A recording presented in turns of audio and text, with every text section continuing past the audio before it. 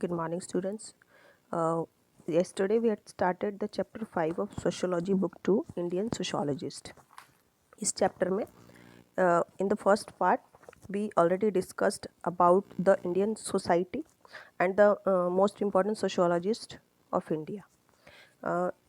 In these we studied about Mr. Ghure and all other Indian sociologists who belong from India, like Sharat Chandra Roy and Anant Krishna Iyer and Ghure. These are the important Indian sociologists on which we had discussed yesterday. Now today we will discuss on the sociological views of D.P. Mukherjee.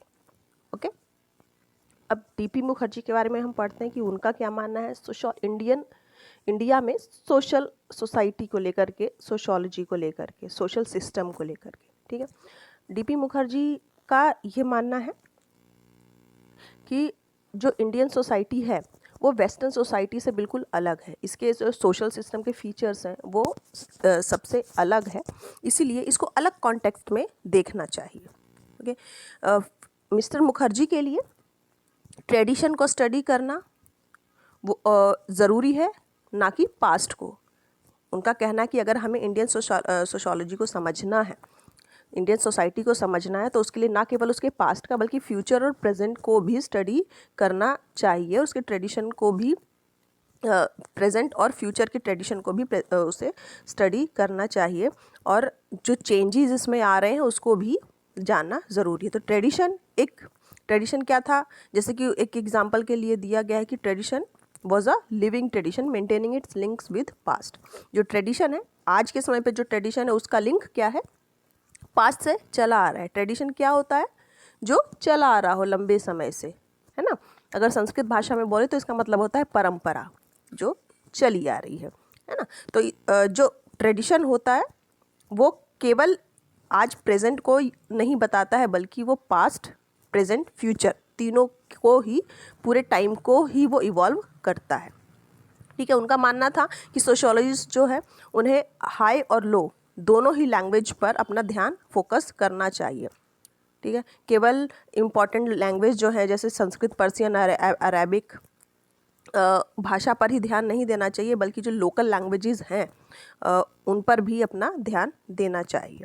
Mister Mukherjee argue करते हैं कि Indian culture और society जो है individualist नहीं है western society की तरह. इंडियन सोशल सिस्टम जो है वो ग्रुप्स, सेक्ट या फिर कास्ट एक्शन पर बेसिकली ओरिएंटेड है ना, ना कि वो वॉलंटरिस्टिक इंडिविजुअल एक्शन पर बेस्ड है ना. हालांकि जो वॉलंटरिज्म है उसकी शुरुआत अर्बन मिडिल क्लास में हो चुकी थी, लेकिन फिर भी जो मोस्ट ऑफ द पार्ट हैं इंडिया के वो ट्रेडिशन पर ही बेस्ड थे. ठीक है. मिस्टर मुखर्जी पॉइंट आउट करते हैं कि जो ट्रेडिशन है उसकी मीनिंग के रूट को बताते हैं, कि उनका जो ट्रेडिशन है उसको ट्रांसमिट करते हैं, वो उसकी जो रूट मीनिंग है उसको बताते हैं. इसका जो संस्कृत मतलब है परंपरा, जैसा कि मैं आपको बता चुकी हूँ. और इसमें जो ट्रेडिशन में 3 चीज़ें बहुत इंपॉर्टेंट होती हैं. ऐतिह्य which comes from the same root as इतिहास और हिस्ट्री. ठीक है. ये जो परंपरा है इसका जो रूट वर्ड है वो क्या है, ऐतिह्य का मतलब होता है इतिहास या हिस्ट्री. ओके. तो ट्रेडिशन क्या है, जो चला आ रहा है, इतिहास पास्ट टाइम से चला आ रहा है, इसलिए ये हिस्ट्री का ही एक पार्ट होता है. Most commonly cited internal source of changes in western society is the economy, है ना. हमने वेस्टर्न सोशोलॉजिस्ट को जब पढ़ा था तो उसमें क्या पढ़ा था कि वेस्टर्न सोसाइटी में जो चेंजेस आए थे वो इसलिए आए थे क्योंकि वहाँ की इकोनॉमी में चेंज आया था. लेकिन इंडिया की जो सोसाइटी है उसमें ऐसा कुछ नहीं है. तो जब हमें उस चेंज के रूट के बारे में ही नहीं पता कि चेंज क्यों आया है, तो फिर उसको क्लासीफाई करना सही नहीं है ना. तो जो डीपी है, डीपी मतलब डीपी मुखर्जी का ये मानना है कि स्मूथ और and covered by caste tradition. जो ट्रेडिशन है वो क्या है, कास्ट से कवर्ड है इंडियन कॉन्टेक्स्ट में, जहाँ पर नए रिलेशन जो हैं इमर्ज होते रहते हैं हमेशा। He concluded that one of the first tasks for a dynamic Indian sociology would be to provide an account of the internal non-economic causes of change. तो वो उनका क्या मानना है कि सबसे पहला काम क्या है कि जो डायनेमिक इंडियन सोशोलॉजी है उसका इंटरनल और नॉन इकोनॉमिक कॉज जो है चेंज का, इंडियन सोसाइटी में जो चेंज आया है वो किन कारणों से आया है, पहले उस चेंज पर फोकस करना ज़रूरी है। Okay, the most important principle of change in Indian society was generalised अनुभव और the collective experience of group. ठीक है, तो इंडियन सोसाइटी का मोस्ट इम्पॉर्टेंट प्रिंसिपल क्या है, अनुभव, है ना। सॉरी, मिस्टर मुखर्जी का ये मानना है कि जो चेंज आया है इंडियन ट्रेडिशन में वो 3 चीज़ों से आता है, श्रुति, स्मृति एंड अनुभव। श्रुति मतलब सुना हुआ, स्मृति मतलब जो याद है, और अनुभव मतलब एक्सपीरियंस। तो इन तीनों में से जो मोस्ट इम्पॉर्टेंट कैटेगरी है इंडियन सोसाइटी की, जो चेंज आ रहा है इंडियन सोसाइटी में, उसमें मोस्ट इम्पॉर्टेंट जो पार्ट है वो क्या है, अनुभव। और ये कलेक्टिव एक्सपीरियंस ऑफ ग्रुप्स है, मतलब ना केवल हिंदू बल्कि और भी दूसरे जो धर्म हैं इंडियन सोसाइटी में उन सभी का यही मानना है। ठीक है, mister Mukherjee emphasized that this was true not only of Hindu but also of Muslim culture in India. Okay, in Indian Islam, the Sufis have stressed love and experience rather than holy text. India में जो इस्लाम है उसमें Sufis जो थे, सूफी जो sect था वो किस पर स्ट्रेस करता था, only love and experience, not on holy text, and have been important in bringing about change. और इन्हीं के थ्रू, लव एंड एक्सपीरियंस के थ्रू ही सोसाइटी में चेंज लाना चाहते थे और ला रहे थे। Indian context is not only where discursive reason, बुद्धि विचार is the dominant force for change. ठीक है, अनुभव एंड प्रेम have been historically superior as agents of change. Indian society में जो चेंजेस आए हैं वो सिर्फ सोच विचार से नहीं आए हैं जैसे कि वेस्टर्न सोसाइटी में आया है ना। कुछ डिस्कर्सिव उसके रीज़न नहीं है, बेसिक कुछ रीज़न नहीं है जो इंडियन सोसाइटी में चेंजेस आए हैं, बल्कि ये टिपिकली बेस्ड है अनुभव और प्रेम पर, एक्सपीरियंस एंड लव पर, और हिस्टोरिकली यही एक सुपीरियर एजेंट है चेंज का जो पास्ट से अभी तक चला आ रहा है। ओके, तो ये डीपी मुखर्जी के व्यूज़ थे इंडियन सोशोलॉजी को लेकर के। मिस्टर मुखर्जी का ट्रेडिशन पर जो व्यू है और ट्रेडिशन के थ्रू जो चेंज है वो उसके कारण वो वेस्टर्न इंटेलेक्चुअल ट्रेडिशन को क्रिटिसाइज़ करते हैं, है ना। इसी कॉन्टेक्स्ट में डेवलपमेंट प्लानिंग को भी इंक्लूड करते हैं वो, है ना। उनका मानना है कि जो वेस्टर्न थिंकिंग है, वेस्टर्न जो सोशोलॉजी है वो उससे वो अलग है, और उससे जो चेंजेस आए हैं वो इंडियन सोसाइटी से कहीं ज़्यादा अलग है। और इंडिया में जो चेंजेस आए हैं, जो डेवलपमेंट प्लानिंग्स हैं वो अलग है।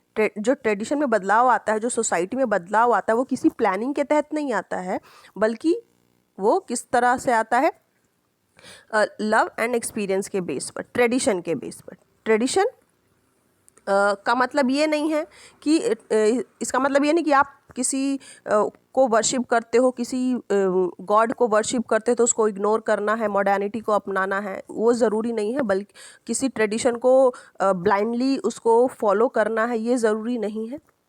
ज़रूरी ये है कि उसको ट्रेडिशन को समझना है, ओके, और उस पर अपने व्यूज़ रखने हैं। So next is A.R. Desai. A.R. Desai one of the rare sociologists थे जो डायरेक्टली पॉलिटिक्स में इन्वॉल्व हो गए थे और पॉलिटिकल पार्टीज़ के फॉर्मल मेंबर भी थे। देसाई मार्क्सिस्ट को मानते थे, मार्क्सिस्ट से बिलोंग करते थे, और जब वो कॉलेज में बड़ौदा में ग्रेजुएशन कर रहे थे कॉलेज में, तो उस समय वो मार्क्सिस्ट के मेंबर थे।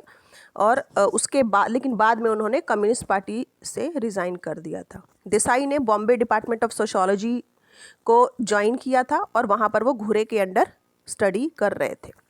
उन्होंने जो अपना डॉक्टरल डेजर्टेशन लिखा है, थीसिस जो है उनकी, वो Indian nationalism and Indian nationalism पर आधारित है, social aspect of Indian nationalism. और ये जो उनका थीसिस था उसे अवार्ड भी किया गया था 1946 में और उन्हें डॉक्टरेट की डिग्री दी गई थी। उनकी थीसिस 1948 में पब्लिश हुई थी social background of Indian nationalism के नाम से, जो प्रोबेबली बेस्ट नोन वर्क है उनका। ये उनका सबसे इम्पॉर्टेंट वर्क है जिसे आज भी हम पढ़ सकते हैं। उन्होंने जो मिस्टर देसाई थे, उन्होंने वेलफेयर स्टेट को क्रिटिसाइज़ किया है। उनका मानना है वेलफेयर स्टेट ये एक मिथ धारणा है, ऐसा कुछ नहीं होता है ना, और उन्होंने इसे एलिमिनेट किया है। Not does it prevent public investment in industry and other field. उनका मानना है कि वेलफेयर स्टेट पाने के लिए, वेलफेयर स्टेट बनाने के लिए कैपिटलिस्ट मार्केट की ज़रूरत नहीं है और ना ही पब्लिक इस इन्वेस्टमेंट की ज़रूरत है इंडस्ट्री की और दूसरे फील्ड्स की। ठीक है। The state sector concentrates on basic goods and social infrastructure while private industry dominates the consumer goods sector. इसके लिए मिक्स्ड इकोनॉमी का उन्होंने एम्फेसाइज किया है, मिक्स्ड इकोनॉमी पर एम्फेसाइज किया है। दैट इज़ मिक्स्ड इकोनॉमी का मतलब होता है, सॉरी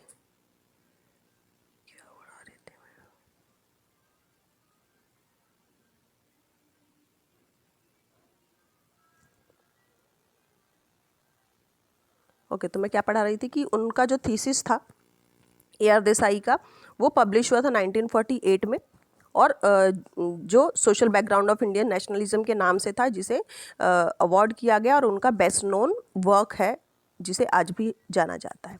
अब हम पढ़ेंगे AR. Desai on the state.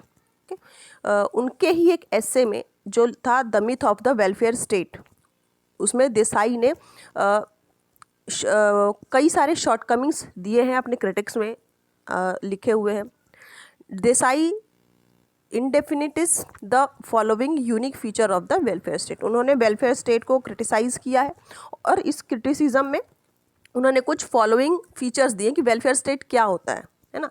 Welfare state एक पॉजिटिव स्टेट है जिसका मतलब है laissez faire of classical liberal political theory. The welfare state does not seek to do only the minimum necessary to maintain law and order, है ना। Welfare state का मतलब ये नहीं है कि जहाँ पर लिबरल पॉलिटिकल सिस्टम चला आ रहा है और लॉ और ऑर्डर मेंटेन है जितनी ज़रूरत है वहाँ पर। The welfare state is an interventionist state. जो वेलफेयर स्टेट है उसमें गवर्नमेंट भी इंटरफेयर कर सकती है ना, पावर्स को डिज़ाइन करने में और सोशल पॉलिसीज़ को इम्प्लीमेंट करने में, ताकि सोसाइटी का भला हो सके या बेटरमेंट हो सके सोसाइटी की। वेलफेयर स्टेट केवल डेमोक्रेटिक स्टेट में ही पॉसिबल है। डेमोक्रेसी में जिसमें हर व्यक्ति पार्टिसिपेट कर सकता है, वहीं पर एसेंशियल कंडीशंस प्रोवाइड होते हैं वेलफेयर स्टेट के इमरजेंस के। ओके, फॉर्मल डेमोक्रेटिक इंस्टीट्यूशंस जो हैं, स्पेशली जो मल्टी पार्टी इलेक्शंस जहाँ पर होते हैं, were thought to be defining feature of the welfare state. यहाँ पर वेलफेयर स्टेट के डेफिनेट फीचर को हम के बारे में सोचा जा सकता है। एक वेलफेयर स्टेट में मिक्स्ड इकोनॉमी इन्वॉल्व होती है। मिक्स्ड इकोनॉमी का मतलब है ऐसी इकोनॉमी जहाँ पर प्राइवेट और पब्लिक दोनों ही एंटरप्राइजेस को एग्जिस्ट होते हैं। ओके, वेलफेयर स्टेट में कैपिटलिस्ट मार्केट, केवल कैपिटलिस्ट मार्केट की ही पहुंच नहीं होती है, बल्कि जो पब्लिक इन्वेस्टमेंट है इंडस्ट्रीज़ में और दूसरे फील्ड्स में, वो भी प्रिवेंट होते हैं। State sector concentrate on the basic goods and social infrastructure. State sector मतलब जो पब्लिक सेक्टर्स हैं, गवर्नमेंट के अंडर में जो सेक्टर्स होते हैं, वो बेसिक गुड्स और सोशल इंफ्रास्ट्रक्चर पर कॉन्सेंट्रेट करते हैं, जबकि जो प्राइवेट इंडस्ट्रीज़ हैं वो कंज्यूमर गुड्स सेक्टर पर ध्यान देते हैं, है ना। बेसिक गुड्स एंड इंफ्रास्ट्रक्चर मतलब जो है बेसिक जो ज़रूरतें हैं इस सोसाइटी की भलाई के लिए, और कंज्यूमर गुड सेक्टर्स मतलब जैसे कार हैं और लग्जीरियस गुड्स हैं, इन पर ध्यान देते हैं public industries. Okay, performance of the welfare state can be measured. Welfare state की जो परफॉर्मेंस है उसे देखा जा सकता है, उसे मेज़र किया जा सकता है। तो कुछ लोग ये पूछते हैं कि क्या वेलफेयर स्टेट सबको बराबरी से एम्प्लॉयमेंट प्रोवाइड करता है? तो इसका जवाब है नहीं, क्योंकि आज भी ये पॉसिबल नहीं हो पाया है। यहाँ तक कि जो डेवलप्ड कंट्रीज़ हैं वहाँ पर भी सबको इक्वली जॉब या इक्वली एम्प्लॉयमेंट नहीं मिल पाया है ना। तो सो कॉल्ड वेलफेयर स्टेट जो है वो अनसक्सेसफुल रहा है एक स्टेबल डेवलपमेंट करने में और मार्केट फ्लक्चुएशन को नॉर्मल करने में या फिर स्टैटिक करने में। Presence of excess economic capacity and high level of unemployment are yet another failure, है ना। इकोनॉमिक कैपेसिटी जो है उसका एक्सेस अभी भी प्रेजेंट है और अनएम्प्लॉयमेंट अभी भी सोसाइटी में प्रिवेल है, चाहे वो डेवलप्ड कंट्रीज़ ही क्यों ना हो। तो ये जो वेलफेयर स्टेट का कॉन्सेप्ट है फेल है अभी भी। ये जो आर्ग्यूमेंट्स हैं इन पर बेस्ड देसाई ने जो कंक्लूजन निकाला है वो ये है कि वेलफेयर स्टेट कुछ नहीं होता, ये सिर्फ एक मिथ है, ऐसी कोई सोसाइटी नहीं होती है। Okay, emphasised the importance of democracy even under communism, arguing strongly that political liberties and the rule of law must be upheld in all genuinely socialist states. Desai जो हैं वो डेमोक्रेटिक सोसाइटी पर एम्फेसाइज करते हैं और पॉलिटिकल लिबर्टी पर strongly argue करते हैं, ठीक है, ताकि एक socialist state, genuine socialist state जो है उसको इस्टेब्लिश किया जा सके। ठीक है, ये थे mister Desai. Now next is M N. Srinivas. M N. Srinivas best known Indian sociologist हैं जो पोस्ट इंडिपेंडेंस एरा में रहे हैं। एम.एन. श्रीनिवास ने 2 डॉक्टरल डिग्री अर्न की हैं, एक बॉम्बे यूनिवर्सिटी से और दूसरी ऑक्सफोर्ड यूनिवर्सिटी से। श्रीनिवास जो है मिस्टर घुरे के स्टूडेंट रहे हैं, उनके अंडर में उन्होंने काम किया है, स्टडी किया है बॉम्बे में। श्रीनिवासा's intellectual orientation was transformed by the years he spent at the Department of Social Anthropology in Oxford, है ना। श्रीनिवास ने ऑक्सफोर्ड में डिपार्टमेंट ऑफ सोशोलॉजी एंथ्रोपोलॉजी में बहुत सारे कई साल अपने बिताए हैं और वहाँ पर इंटेलेक्चुअल ओरिएंटेशन का ट्रांसफॉर्मेशन भी सीखा है उन्होंने और देखा है। श्रीनिवास का डॉक्टरल डिसर्टेशन जो था, उनका जो थीसिस था वो religion and society among the Coorgs of South India के नाम से पब्लिश हुआ था। ये जो बुक था श्रीनिवास का, इसने इंटरनेशनल रेपुटेशन इस्टेब्लिश की थी। इसमें जो डिटेल्ड एंथ्रोग्राफिकल एप्लीकेशन दिया हुआ है स्ट्रक्चरल फंक्शन का, जो ब्रिटिश सोशल एंथ्रोपोलॉजी को डोमिनेंट पर्सपेक्टिव के बारे में बताता है। इस कारण ये जो इनका थीसिस था वो बहुत फेमस हुआ और इसकी सबने बहुत सराहना की और इसे कई अवार्ड भी मिले। एम.एन. श्रीनिवास ऑन विलेज के बारे में क्या मानना है ना। एंथ्रोपोलॉजिकल अकाउंट में जो उन्होंने फील्ड वर्क किया है वो विलेजेस पर उन्होंने सबसे ज़्यादा डिस्कशन किया है मिस्टर श्रीनिवास ने, है ना। उनकी जो राइटिंग है उसमें एक विलेज के बारे में, दूसरा हिस्टोरिकल और कंसेप्चुअल डिस्कशन के बारे में दिया गया है जो इंडियन विलेजेस पर बेस्ड है। इंडियन विलेजेस एक यूनिट है सोशल एनालिसिस का, ऐसा मानना है एम.एन. श्रीनिवास का। In the later kind of writing Srinivas was involve in a debate about the usefulness of the village as concept. M N. Srinivas जो है उन्होंने विलेज के यूजफुलनेस पर डिबेट में भी पार्टिसिपेट किया है और इस कॉन्सेप्ट को उन्होंने आगे भी बढ़ाया, आर्ग्यूइंग अगेंस्ट विलेज स्टडीज़। लेकिन कुछ जो सोशलिस्ट थे जैसे कि लुई ड्यूमोंट, उन्होंने इनकी जो विलेज स्टडी को आर्ग्यू किया है, उसको क्रिटिसाइज़ किया है। उनका मानना था कि सोशल इंस्टीट्यूशन जैसे कि कास्ट ज़्यादा इम्पॉर्टेंट है विलेज के अलावा, क्योंकि जो विलेज है वो एक टाइम के बाद चेंज भी हो सकता है, लोग एक प्लेस से दूसरे प्लेस पर जा सकते हैं, लेकिन जो कास्ट और रिलीजन है वो कभी नहीं बदलते, वो हमेशा स्टैटिक रहते हैं सोसाइटी में। विलेजेस में लाइफ और डाई, है ना। विलेजेस आज हैं, कल नए भी हो सकते हैं। एक जगह से लोग दूसरे विलेज में मूव ऑन कर सकते हैं, लेकिन ये जो सोशल इंस्टीट्यूशन है जैसे कि कास्ट, रिलीजन, ये सब हमेशा रहेंगे। जहाँ भी वो लोग जाएंगे वहाँ उनके साथ उनका रिलीजन और कास्ट जाएगा। ओके, तो एम.एन. श्रीनिवास के इस कॉन्सेप्ट को वेस्टर्न सोशियोलॉजिस्ट ने क्रिटिसाइज किया है। So this was the chapter. Now listen the explanation and read the chapter nicely once again, and see the terms glossary given here and learn it. Okay, after that I will provide the question answer of this chapter. First of all, listen the explanation and read this chapter nicely. Okay, till then, goodbye.